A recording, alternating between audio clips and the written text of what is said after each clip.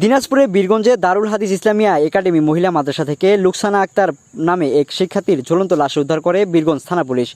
রবিবার 1 সেপ্টেম্বর আনুমানিক ভোর 5টার দিকে উপজেলা মোহনপুর ইউনিয়নের ভগিরপাড়া এলাকার দারুল হাদিস ইসলামিয়া একাডেমি মহিলা মাদ্রাসা নামে একটি মাদ্রাসায় এই ঘটনা ঘটে। মাদ্রাসার ভিতরে আসলাম, তখন মাদ্রাসার ছোট ছোট বাচ্চাগুলো আমাকে বলতেছে, আঙ্কেল রুকসানা টয়লেটে ঢুকছে আর টয়লেট থেকে বাড়াচ্ছে না। আজকে সকালকার ঘটনা। তা আমি তো প্রশাসনে আগে চাকরি করছিলাম, যে না জানি কোনো হয়েছে। তখন আমি বাচ্চাগুলো বললাম যে একটু সাইড হও, যেহেতু মহিলা মাদ্রাসা এখানে পদ্মা সহিতে ঢুকতে হবে। আমি বললাম চোখ মুড়তে বাচ্চাগুলো বললাম তখন একটু সাইড হও, খালি কোনটা টয়লেটে ঢুকছে আমাকে একটু দেখে দাও। তখন আমি টয়লেট লাভে দেখি যে বাচ্চাটা রশি দিয়ে ঝুলানো অবস্থায় আছে। তখন আমি আমাদের স্থানীয় মেম্বারকে জানাইলাম, বিভিন্ন সবাইকে জানার জন্য আমি উদ্বুদ্ধ আছি যে এই বিষয়টা আপনারা দেখেন। এই বাচ্চাটা আমাদের মাদ্রাসার 3 দিন ছুটি ছিল, কালকেই বাচ্চাটা সন্ধ্যার সময় দিয়ে গেছে।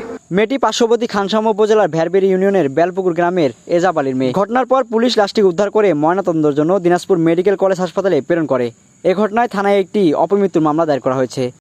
এ বিষয়ে মেয়েটির পরিবারের সদস্যরা বলেন, এর আগে তিনি অন্য একটি মাদ্রাসায় পড়ালেখা করত। সেখানে পড়ালেখা কম এবং কাজ করানোর কারণে এই মাদ্রাসাটি ভর্তি করানো হয়। গত কয়েকদিন আগে এই মাদ্রাসায় ভর্তি করানোর পর গতকালকে বাসা থেকে মাদ্রাসায় আসে, তারপরে এই ঘটনাটি ঘটে। মাদ্রাসায় আসার বেশি দিন হয়নি, 2 সপ্তাহ, কিন্তু এর আগে ছিল হাজীগঞ্জের মাদ্রাসায়। ছোট থেকে ওইখানে ছিল, ওইখানে আমারও মেয়ে ছিল। সবাই এমনি লেখাপড়া কম হইতো, এখন মেয়েকে তো লেখাপড়া করার জন্যই দিচ্ছি। তারপরে এখানে ভর্তি করা হয়।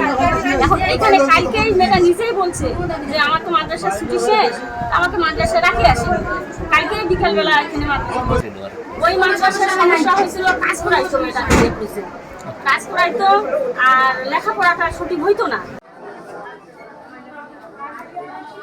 এ বিষয়ে বীরগঞ্জ থানার officer in charge OC Mujibur Rahman বলেন, উপজেলা মোহনপুর ইউনিয়নের একটি মাদ্রাসা থেকে ছাত্রীর লাশ উদ্ধার করা হয়। প্রাথমিকভাবে ধারণা করা হচ্ছে তার পরিবারের মনোমালিন্য হওয়ার কারণে আত্মহত্যা করেছে।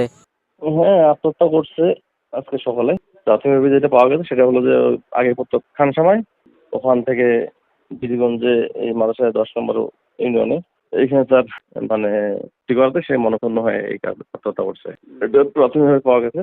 লাশ উদ্ধার করে পোস্টমর্টমের জন্য পাঠিয়ে দিচ্ছি আমরা এই সরকারকে ইউডিএম। হ্যাঁ, সুজন শেখ, বীরগঞ্জ, দিনাজপুর।